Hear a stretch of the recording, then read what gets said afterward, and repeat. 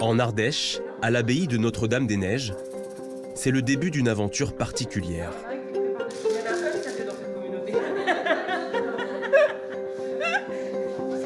Les sœurs de ce monastère font appel à un prêtre pour bénir leur atelier de production flambant neuf. Bénissons Dieu et demandons-lui de répandre sa bénédiction sur toutes celles et ceux qui travailleront dans ce lieu.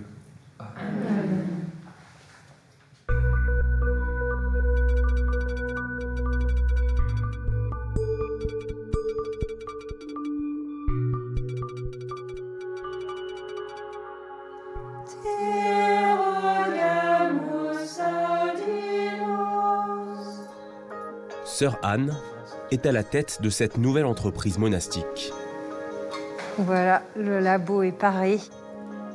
C'est super parce qu'au passage, vous avez béni tous les stocks présents dans la pièce.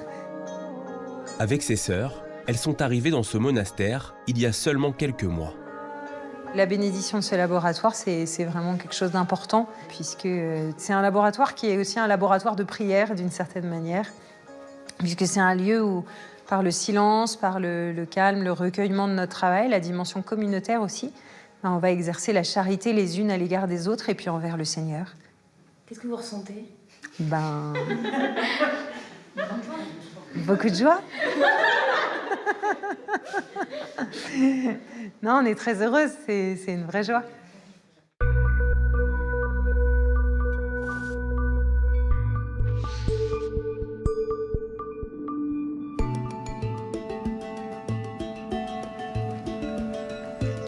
À 43 ans, sœur Anne est la mère prieure de l'abbaye. Le premier défi de cette petite communauté, trouver de nouvelles sources de revenus.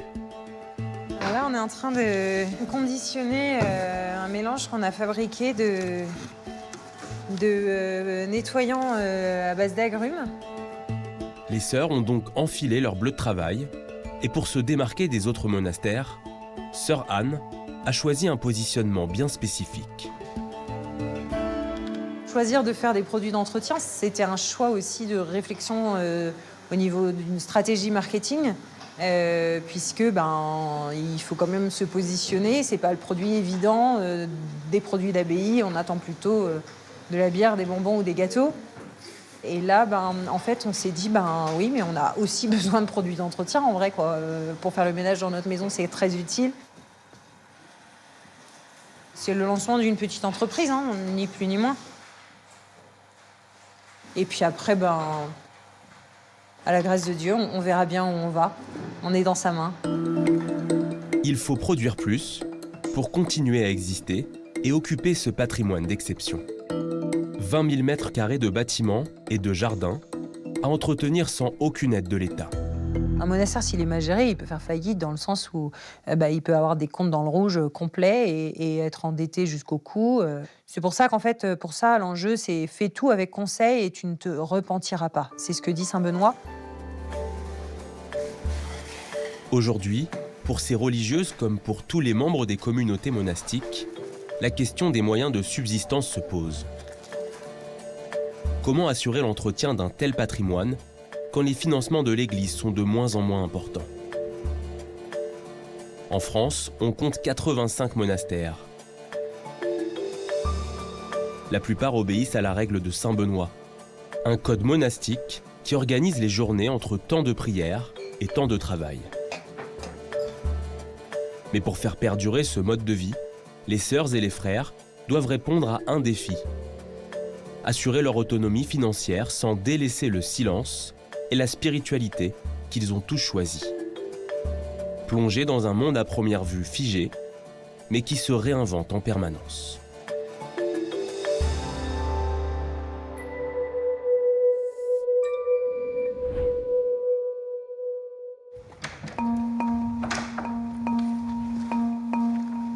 Sœur Gabrielle a rejoint les 7 sœurs de cette communauté en 2015. Avant de s'y installer, elle vivait près de Cologne. Je suis allemande et amoureuse de la France. Le pourquoi est assez facile, c'est parce qu'il y a eu un appel de la part de Dieu qui s'est manifesté dans ma vie à un moment donné. C'est vraiment une question de relation de la personne avec son Seigneur.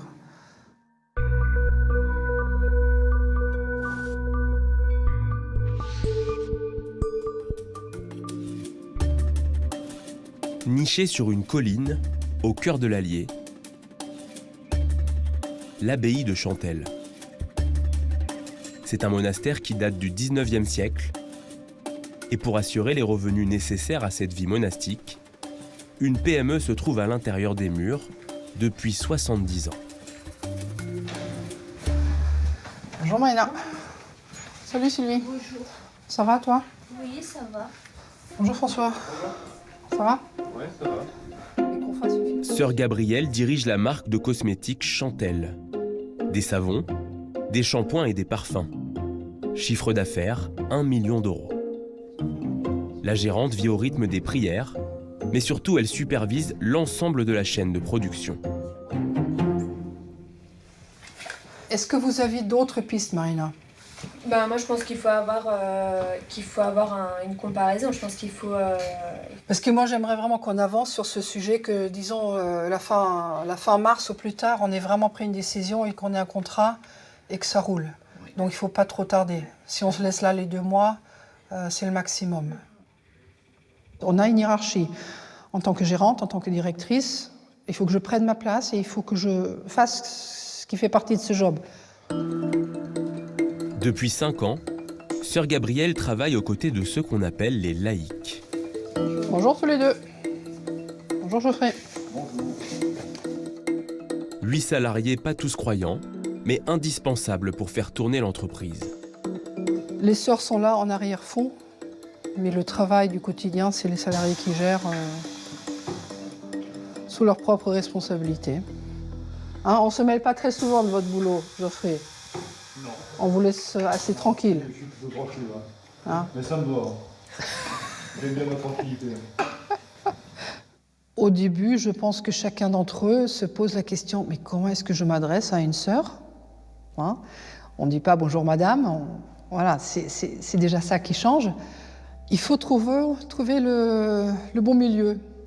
Mais je ne peux pas non plus nier ce que je suis et qui je suis. Dans son ancienne vie en Allemagne, Sœur Gabrielle a travaillé dans le bâtiment.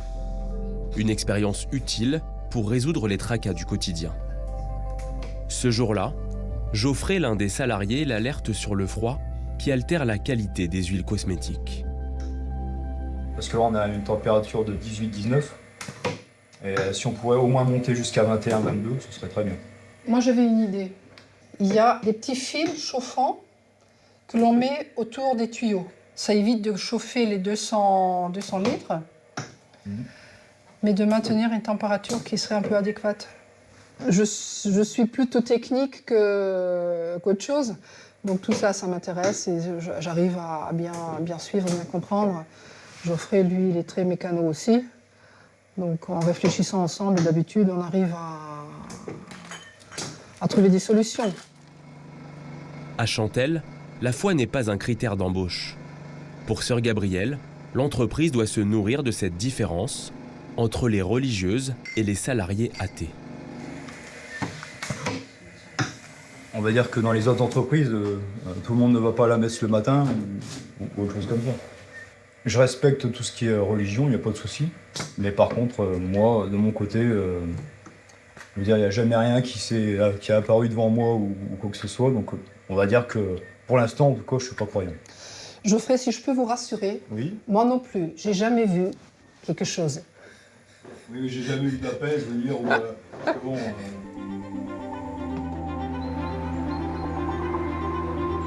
Bon, allez, on descend. C'est par là.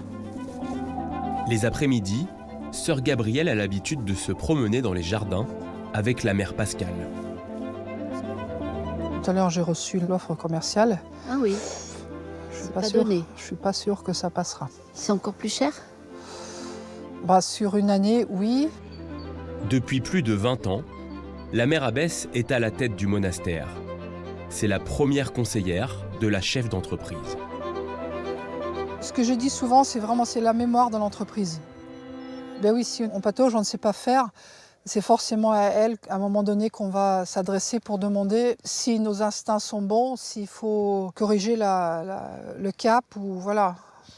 De temps en temps, elle me dit bon, je ne sais pas quoi faire là. Donc on réfléchit ensemble. Et puis après, on prend la décision et puis elle la met en place. Mais je ne vais pas être tout le temps à regarder ce qu'elle a fait, c'est pas possible. Mais c'est une histoire de clarté en fait. Il y a 10 ans, la mère Pascale est à l'origine d'une petite révolution. Elle constate le vieillissement des sœurs et leur difficulté à tenir les cadences de production. L'entreprise est alors en danger et pour la première fois dans la longue histoire du monastère, elle ouvre les portes aux salariés non-croyants. C'était une nécessité. Petit à petit, on a eu une salariée. Et puis après, ça a été... On a travaillé avec d'autres communautés, etc. Comment ça s'est passé? C'est toi qui avais l'idée et Mère Pia a validé, Mère Pia a suggéré et toi tu as comment? On a changé la physionomie de l'entreprise, forcément. Hein. Quand je suis arrivée, c'était que des sœurs. C'est pas rien non plus de donner du travail à des personnes, hein, surtout en rural comme nous. Hein. Donc ça aussi c'est important et puis on a bâti, je pense qu'on a bâti des belles relations quoi. Voilà.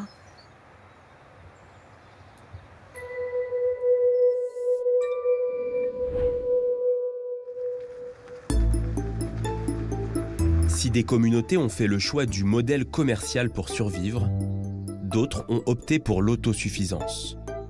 Dans le Morvan, Sainte-Marie de la Pierre-qui-Vire est un modèle du genre. Le père Xavier vit ici depuis 12 ans. C'est le comptable de l'abbaye et le responsable des énergies renouvelables.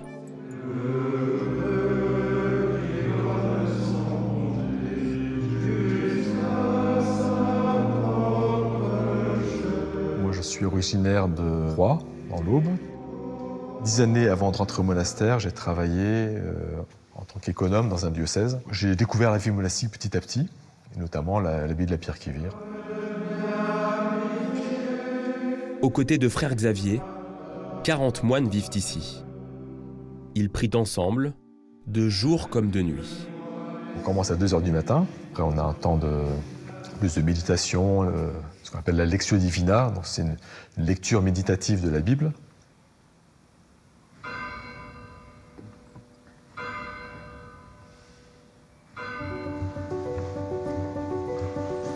Ici, pas de business plan comme à l'abbaye de Chantelle, mais un trésor entretenu par les moines depuis un demi-siècle.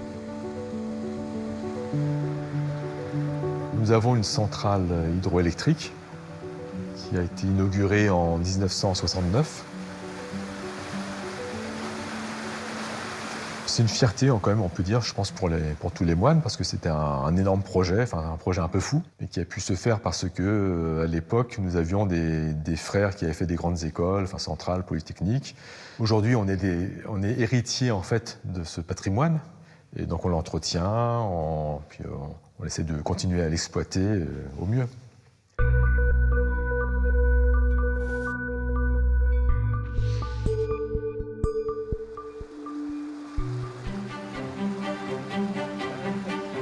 Pour construire leur propre centrale, les moines ont dû creuser un canal de plus d'1 kilomètre. Il a fallu ensuite installer des conduites d'eau pour faire tourner les turbines. Un chantier titanesque, mais indispensable à l'époque. Ce côté-là ou elle arrive ? Ah, c'est ce côté-là, d'accord. Ouais. Ok, ouais. Ah ouais. Elle arrive par là, ouais, c'est ça. Elle passe là et elle ressort par là. Et à la base, c'était surtout en fait, pour avoir du courant pour l'abbaye. Parce qu'on était vraiment isolés, en fin de réseau, donc il fallait de l'électricité, quoi. Et puis, en fait, c'est devenu une ressource. C'est le cœur de la machine, c'est la turbine qui est là. D'accord. Aujourd'hui, la centrale fournit l'équivalent de la consommation de 300 foyers. Aux côtés de frère Xavier, c'est le père Guillaume, ingénieur de formation, qui pilote l'installation et s'occupe de revendre l'électricité à EDF. L'électricité est un produit très particulier qui ne se stocke pas.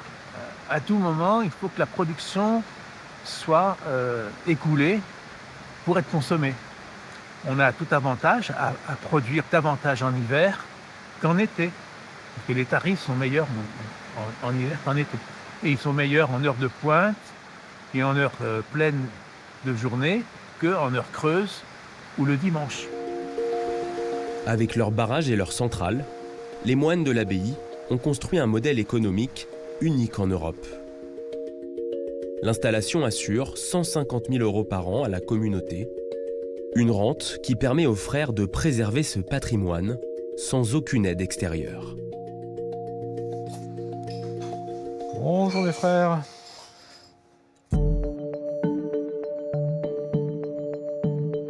Sœur Anne, elle, ne peut compter que sur les dons et sur les revenus de sa petite entreprise pour faire vivre son monastère. Bon, bénédicite mes sœurs. Belle fête en ce jour à chacune. À cause du manque d'argent et d'une communauté vieillissante, les moines qui vivaient ici depuis 170 ans ont fini par passer la main à ces religieuses plus jeunes, déterminées à faire revivre ce lieu. Nous nous sommes installés ici le 1er décembre 2022, d'abord à 8. Ensuite, d'autres jeunes filles nous ont rejoints pour étoffer la communauté, donc nous sommes 12 maintenant. On vit très sobrement, nous, en communauté.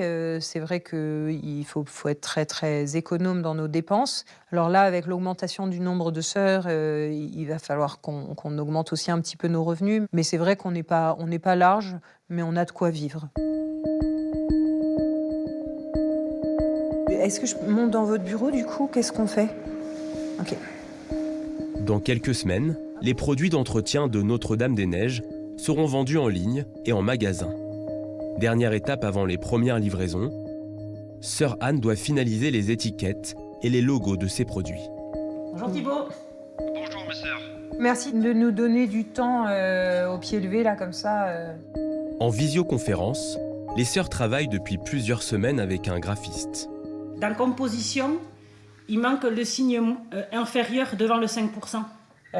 Non, et comme ça. Aigu ou grave? Comme ça. Aigu? Aigu. Ah, aigu, ok. Je rêve que cette abbaye, elle puisse produire des bons produits qui vont permettre à plein de gens d'être très satisfaits de ce qu'on va leur fournir. Parce que le travail monastique, c'est aussi l'amour du travail bien fait. Et on est vraiment contente de ces étiquettes parce qu'elles correspondent vraiment au cahier des charges qu'on avait donné. On voulait quelque chose qui soit à la fois moderne et en même temps avec un petit côté vintage. Donc c'est pour ça qu'on est parti sur des plantes qui rappellent un peu les herbiers. C'était parfait. C'est parfait, hein. Le lavande, il était bien. Hein.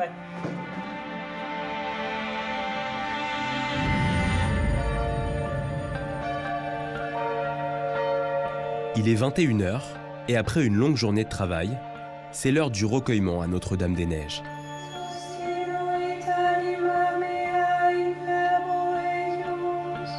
Sœur Anne dit parfois s'inquiéter pour les comptes de sa nouvelle entreprise. Il y a des moments, comme tout le monde, où je suis fatiguée, où j'en ai marre, où je me sens un peu découragée, où je ne sais plus très bien par quel bout prendre les choses. Simplement, j'ai plusieurs cordes à mon arc.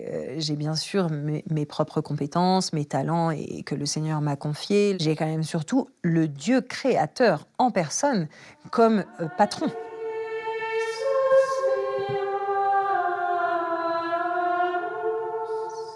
En fait, c'est un immense réconfort. Me dire, c'est bon, je vais être corrigée si je pars dans le décor. Mais ça donne une force incroyable, parce que du coup, je suis sécurisée, donc je peux avancer.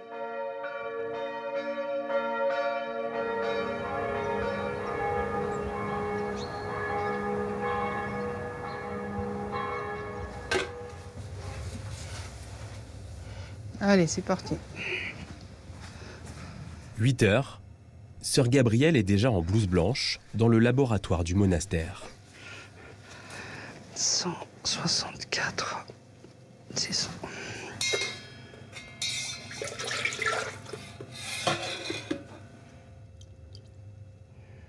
Ce matin-là, elle fabrique le Saint Crème, un mélange d'huile et de baume parfumé. Je ne suis pas du tout chimiste. Ça, c'est juste un travail de précision, de mélange de produits selon une formule qui date.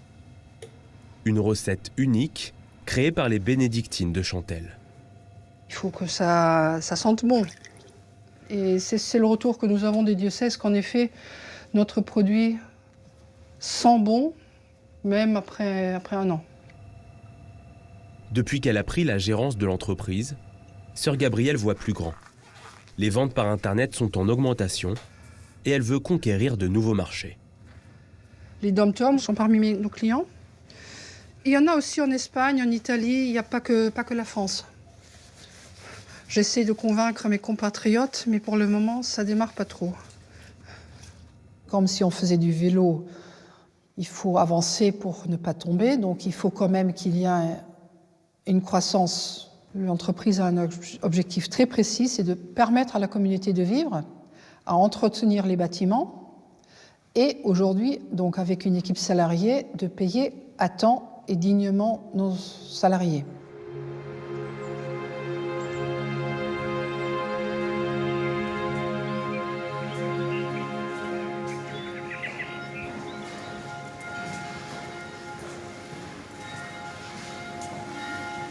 Si le travail peut s'accomplir seul, c'est ensemble que les sœurs prient et qu'elles prennent leur repas.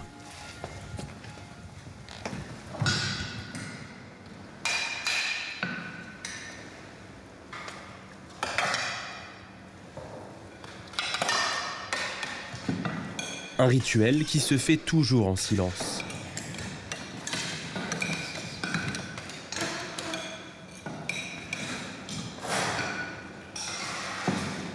Et pour couvrir le bruit des fourchettes, seule la lecture d'un journal est autorisée. Dans le journal La Croix de ce jour, Emmanuel Macron ne lâche rien. C'est une façon d'analyser la déclaration de politique générale prononcée ce mardi par le Premier ministre Gabriel Attal. Ce qui nous intéresse, parce que cela nourrit notre prière, c'est la situation politique, économique, géopolitique. Il faut savoir pourquoi les Gilets jaunes ont manifesté autant. Il faut savoir ce qui préoccupe les agriculteurs actuellement. Notre vocation n'est pas de se mettre hors du monde pour ne surtout plus être tracassé par les soucis d'autrui, mais notre vocation est de prier pour ce monde.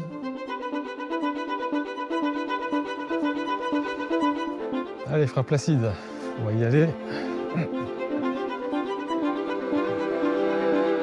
Aller couper le bois dans la forêt, c'est ma grande détente de la semaine. Sur les coudes. Tac. C'est vraiment mon temps d'oxygénation, de reconnexion à la nature. Quand le frère Xavier ne veille pas sur les comptes de l'abbaye, il s'occupe des 35 hectares de forêt du domaine. Je respire de l'air pur, je fais un travail physique, ça me permet un peu de suer, et puis il y a ce contact avec la nature, quoi. C'est formidable parce que à chaque fois que j'y vais, je découvre quelque chose de nouveau. La forêt, c'est un monde qui fourmille de vie. Alors le bois, en fait, c'est du bois mort qu'on récupère. Et quand on en aura suffisamment, donc c'est au moins 200 mètres cubes, je crois, 200 stères, on fait venir une grosse déchiqueteuse qui va réduire tous ces morceaux en petites plaquettes, en fait. Et après, les plaquettes serviront à alimenter notre chaudière biomasse, donc à chauffer le monastère, l'hôtellerie, notre eau chaude sanitaire. À Sainte-Marie de la Pierre-qui-Vire, le frère Xavier cherche à faire des économies. Grâce au bois, il a réduit la facture de chauffage du monastère de plus de 30%. Et avant, en fait, on avait des chaudières fuel. Donc ça consommait quand même pas mal de fuel et ça faisait un budget énorme. C'est à la fois un souci écologique de pouvoir privilégier une énergie renouvelable, locale, mais aussi il y a eu quand même un souci économique, parce que ça nous permet quand même de faire des économies non négligeables. Donc en ce moment, on est à 10 mètres cubes par jour. Ouais. Ça fait quand même pas mal. Pour le frère Xavier, l'autonomie financière passe aussi par la valorisation de tous les déchets.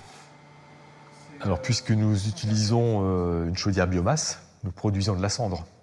Et chaque année, le volume de cendre est à environ de 5 mètres cubes, donc c'est énorme. Et un jour, un frère s'est rappelé que sa grand-mère faisait la lessive avec de la cendre. Bonjour Père Damas. Là, on est vraiment dans l'économie circulaire et ça nous permet d'acheter beaucoup moins de lessive chimique et donc de réduire aussi notre impact sur l'environnement.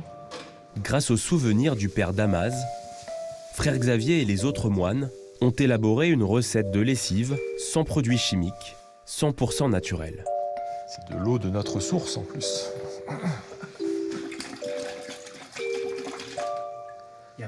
Et voilà. On va faire comme ta grand-mère alors. Hein.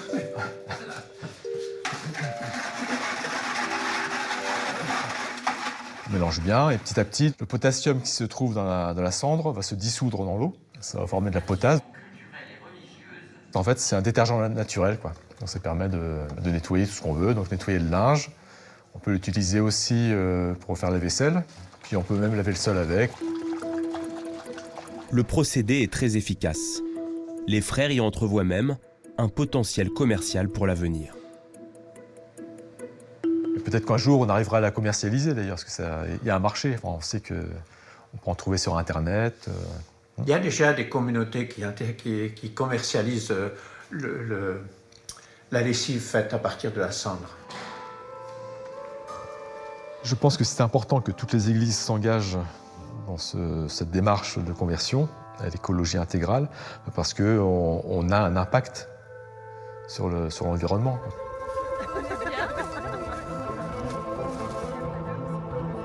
C'est vrai qu'il y a beaucoup de travail, c'est un beau défi à relever, mais on s'emprête à cette tâche parce qu'en fait, j'ai envie de dire, on réveille un domaine après l'autre. À Notre-Dame-des-Neiges, l'avenir de l'entreprise passe par son agrandissement. On aurait peut-être l'espace du magasin avec vue sur le cloître intérieur. On garderait le stock, mais on aurait ici 2 lieux d'atelier, potentiellement. Sœur Anne a une idée. Elle veut reconvertir cet espace chargé d'histoire, les anciennes caves à vin du monastère. C'est les premiers jets de réflexion sur le futur aménagement possible de tout ce bâtiment. Il y a évidemment un moment où l'aspect financier est extrêmement important, ça va sans dire. Nous, pour l'instant, on est arrivé à Notre-Dame-des-Neiges sans aucune réserve financière. L'idée, c'est de peut-être phaser le chantier pour pouvoir développer d'abord des espaces de production qui vont nous permettre de faire entrer un petit peu d'argent, qui vont nous permettre de financer le projet suivant et ainsi de suite. Donc on va avancer par étapes.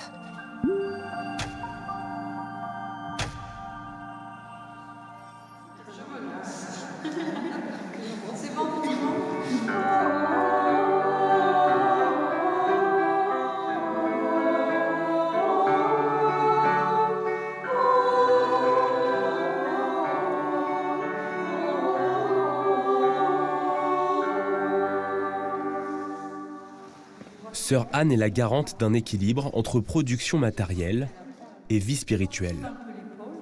Il faut que ce soit un temps où à la fois on est en train de travailler et en même temps on est en train de créer quelque chose, de créer du beau, de créer de la communion. C'est la plus grande victoire de Sœur Anne. Avec sa petite communauté, elles ont redonné vie à leur abbaye.